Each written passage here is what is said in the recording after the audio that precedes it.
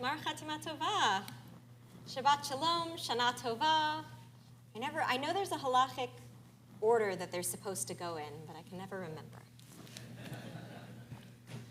From Monday, October 21st through Friday, November 1st, and again on Tuesday, November 5th, we have the chance to let our Judaism inform the choices we make about who will lead our local and national government.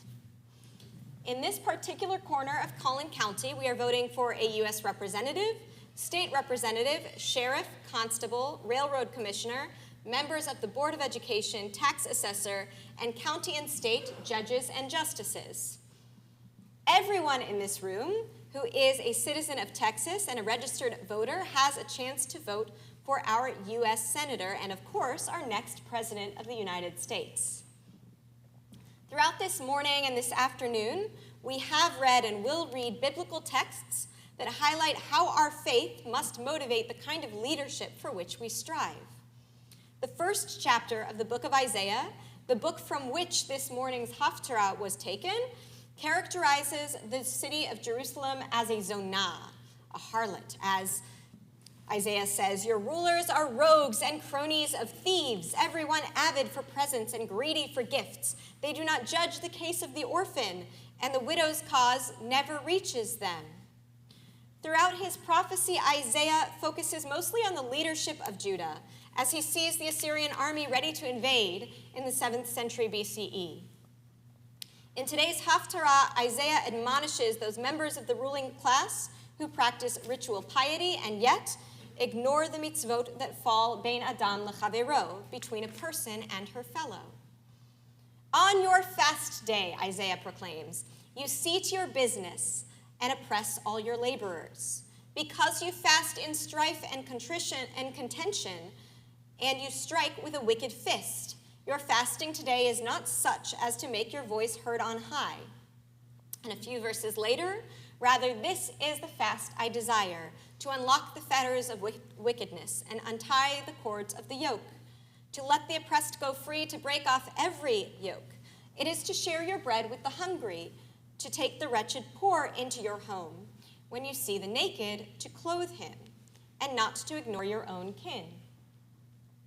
For Isaiah, one of our biblical voices for God, our Judaism is nothing if it does not influence how we act as individuals and how we function as a society. The God that Isaiah speaks for expects honesty, justice, and generosity in its leaders. He expects that the most powerful members of the nation of Israel, treat their workers with kindness, and that they prioritize the needs of the citizens who find themselves in the most dire straits. For Isaiah and his 66 chapters of prophecy, there is no such thing as avoiding politics on the bima. In this afternoon's Torah reading as well, God sets up a society governed by care of the other. In our upcoming excerpt from Leviticus, chapter 19, each Israelite is commanded to leave the corners of their fields and their vineyards for the poor and the stranger, effectively to contribute a portion of their earnings to those in need. Each Israelite is commanded not to steal, commit fraud, insult the deaf, put a stumbling block in front of the blind, or favor either the poor or the rich in judgment. Our Torah and later our Talmud and halachic codes have plenty to say about morality and limits in business, protections for those with disabilities, the creation and maintenance of a fair justice system, and how, in general, to shape a righteous society. There is no way around it. Our Torah, our Judaism, is political. Our prayer and fasting today mean nothing if we cannot connect our Judaism to the choices we make regarding the world around us. And in the coming weeks, we have some very critical choices to make. Today, I'd like to outline some specific examples of how our Jewish text and experience should inform our reactions to the issues our politicians are highlighting this particular election season. Of course, it's important to keep in mind that our Judaism values machloket, values civil disagreement.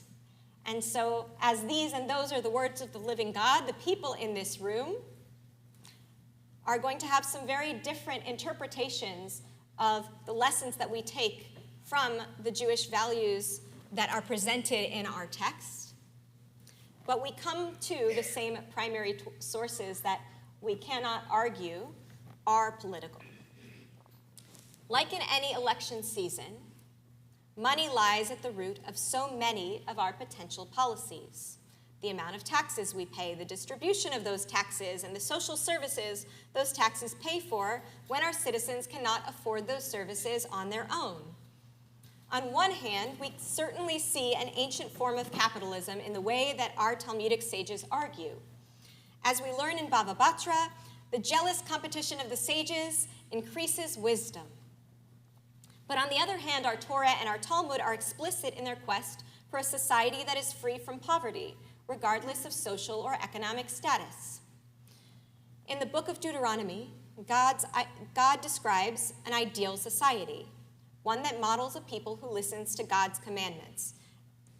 Ephes ki lo yeh v'cha evyon. There shall be no needy among you in that society. This is a vision of a society without poverty, and that without poverty is not conditional. The Torah does not ask for those who deserve it to be free from poverty, but rather that no one among us should suffer hunger or oppression. Our excerpt from Deuteronomy continues a few verses later with how the Israelites must act in the real world where poverty does exist. If, however, there is a needy person among you, one of your family in any of your settlements in the land that Adonai your God is giving to you, do not harden your heart and shut your hand against the needy of your family. Rather, you must open your hand and lend whatever is sufficient to meet the need. And a few verses later, for there will never cease to be needy ones in your land, which is why I command you, open your hand to the poor and the needy among your family in the land. Throughout Torah, when God demands support of the poor, the orphan, the widow, and the wanderer, God does not ask us to judge how a person got into that situation, but rather to open our hands regardless. About 1,000 years later, the Talmud in Bava Batra again describes various social services that all residents of a city, regardless of their position or their home of origin, are obligated to support. For example, the Tamchui, the fund for anyone in immediate need; Kisut, the clothing fund; Kupa, the fund to feed those who are permanent residents of a town; Kavura, the burial fund; and Pesei Ha'ir, the building fund, or more literally, the columns of the city. Our Jewish text establishes a society in which it is not only an individual value, but also a communal obligation to support the poor in our midst. When our candidates speak about funding education, healthcare, social security, various forms of everyday welfare, they are speaking about the extent to which we as a society can contribute to the well-being of everyone in our midst, regardless of their financial situation and what put them there. Pikuach nefesh, the mitzvah of saving a life, is also on the ballot in more than a few places. When we talk about the positives and negatives of the Affordable Care Act, private insurance, or the possibility of universal health care, we are talking about our ability as a society to contribute to life-saving medical attention, and even the prevention of the need for that attention each and every day. Throughout our halachic literature, pikuach nefesh overrides any other negative mitzvah, excluding the prevention of murder, idol worship, and forbidden sexual acts. It overrides all other positive mitzvot. Of course, the broad category of healthcare funding is not the only place where pikuach nefesh should motivate us in our choices. We cannot ignore that in the United States, each year for the past 4 years, we have had over 600 mass shootings, defined as those that injure or kill at least 4 people. This year alone, there have been at least 50 school shootings in the United States, leaving 24 dead and 66 injured. and the year's not over yet. In this election, we must ask the real question of whether there is something we can demand of our government to prevent this scale of violence beyond the repetition of thoughts and prayers. We must ask how our obligation of pikuach nefesh inspires how we view and fund policing, security, mental health services, perhaps even efforts to ensure the responsible sale and ownership of firearms. In the book of Genesis, we are presented two views on how humankind must interact with the environment. At first, we are commanded, pru urvu, to be fruitful and multiply, fill the earth and master it, and rule the fish of the sea, the birds of the sky, all the living things that creep upon the earth. Just one chapter later, God places Adam in the Garden of Eden, le'ovda ulshomra, to till it and keep it safe. As human beings who take the Torah as God's word, we have the competing responsibilities to make full use of the earth and to keep the earth going. An excerpt from Midrash Kohelet Rabbah gives a beautiful yet practical intention for how the environment should be a part of the decisions that we make this year. When the Holy Blessed One created Adam, God took him and led him around all the trees of the Garden of Eden and said to him, "Behold my works, how beautiful, how splendid they are. All that I've created for you. Take care, therefore, that you do not destroy my world. For if you do, there will be no one left to repair what you have destroyed." When we choose local, state, and national candidates, especially in a state in which so many, including many in this room, have made their livelihoods on our use of the earth's energy and providing that to others, we must make our decisions about who will allow for a usage of our earth that is both sustainable enough for our children and their children, or that is sustainable enough for our children and their children to be able to enjoy as well. Beyond just strict text, our Jewish experience must come front and center when we choose how to vote in this upcoming election. This year especially, we have some questions to ask of our candidates. Are we sure they will truly support Israel going forward? And will that support of Israel contribute to the lasting peace that we strive for? This year, too, our Jewish experience must inform how our candidates approach education. With a current proposed state curriculum that explicitly emphasizes Christianity, and with religious chaplains free to replace counselors as our students' support system. When we look at a candidate, we must research how they have spoken about the Jewish people, or really about anyone outside of the Christian tradition in the past. As I mentioned in a Devar Torah a few weeks ago, we must also look into their character and their history as leaders, as well as the character and the history of those who are most vocal in supporting them. One of my favorite aspects of this space of Congregation Beth Torah is its diversity in social and political opinions. I learned very early on here that I cannot make assumptions about where each of you are coming from politically. And I appreciate that we can have real, respectful conversations about differences in opinion.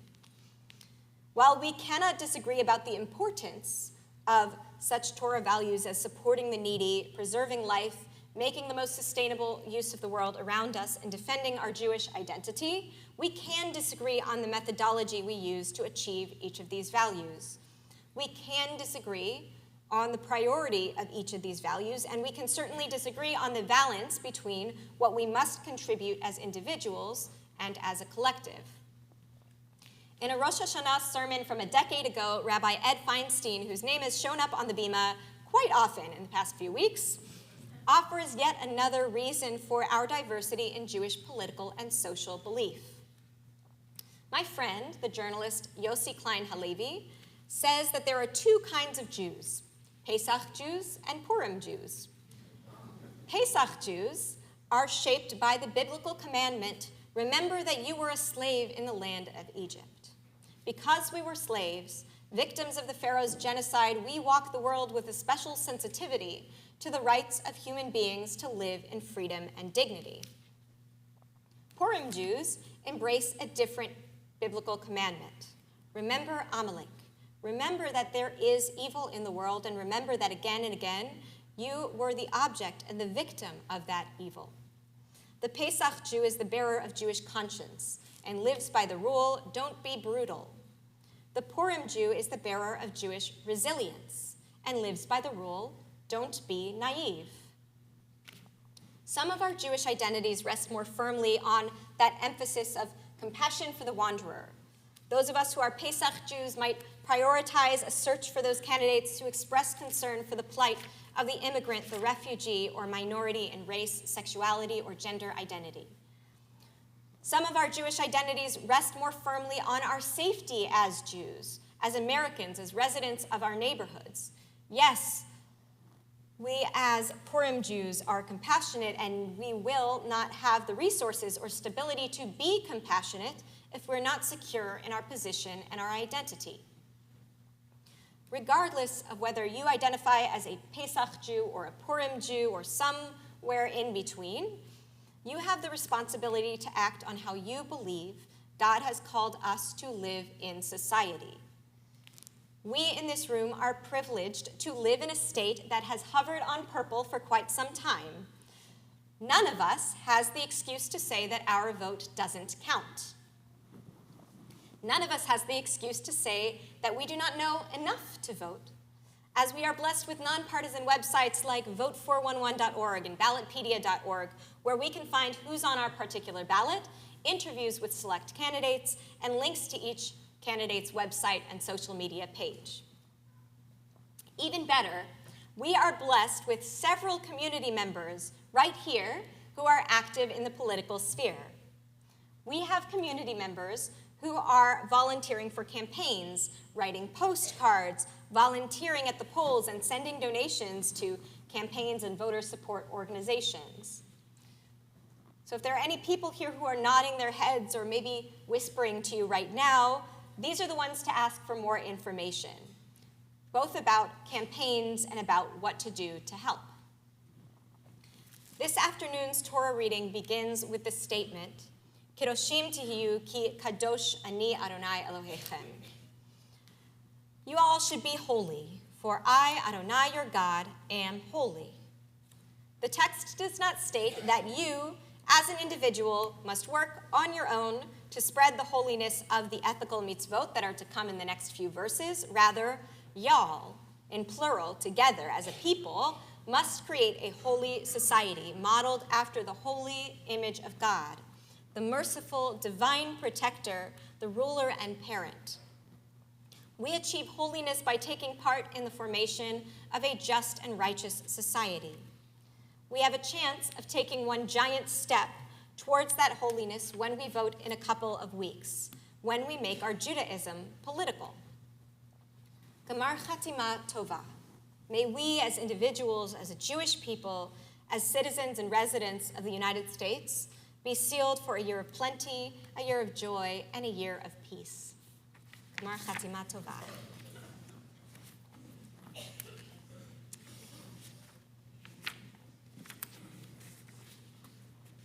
After last night's learning, I would feel remiss if we didn't say the prayer for peace after saying the other prayers for the prayer for our country and prayer for Israel this morning.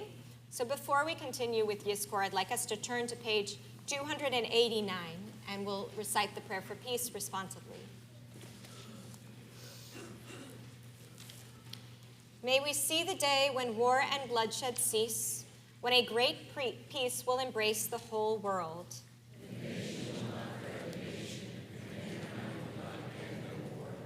For all who live on earth shall realize we have come into being to hate or to destroy. We have not come into being to hate or to destroy. We have come into being to praise, to labor, and to love.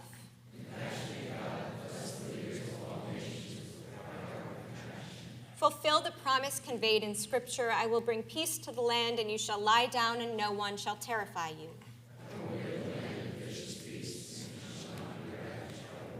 Let love and justice flow like a mighty stream.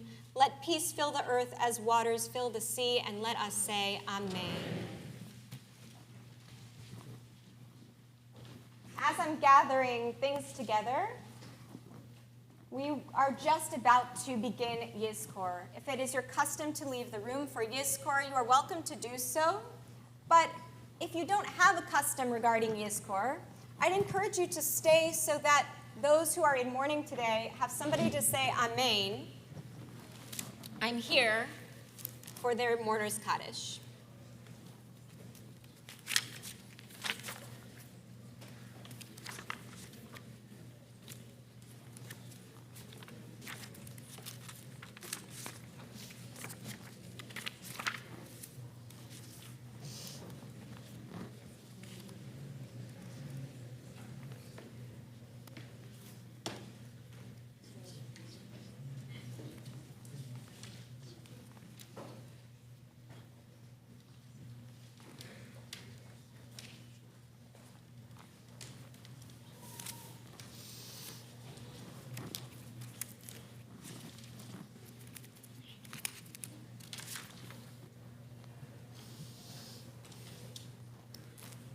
A midrash in Eicha Rabbah shows God sobbing in the aftermath of the destruction of the temple. Metatron, the celestial scribe, sees God's tears and falls upon his face. He declares to God, Ribono shel olam, master of the universe, I will cry so that you do not have to cry. And God responds to Metatron, if you do not let me cry now, then I will go to a place where you cannot enter, and I will cry there. If even God needs to cry sometimes, then we too should hold no shame or embarrassment at those moments when we need to express our emotions. When we see someone else crying, rather than asking them to stop or offering to make things better, our first reaction should be to sit with them and affirm their need to express their distress, their struggles, their anxiety. In today's service, as we reflect on the uncomfortable deeds we've done this year, as we worry about the prospect of the year to come, as we remember those who loved us with an everlasting love, and even as we remember those with whom we shared a strange, sometimes painful relationship, we encounter endless inspiration to shed tears. In our midrash, before God offers to shut God's self in a room, God cries in front of the angels because God knows the universal need for support, for affirmation, maybe even touch. Every year we set aside these 25 hours to explore topics that are bound to stir our emotions, to inspire us to embrace the emotionally and the physically uncomfortable. We explore these topics together so that we have an entire room of people to give us a hug, to nod in affirmation, to cry with us, and above all, to remind us that we are not alone in our feelings. Together, with that freedom to share more than a few tears, we'll begin Yizkor on page 290. If you're able to do so, please rise.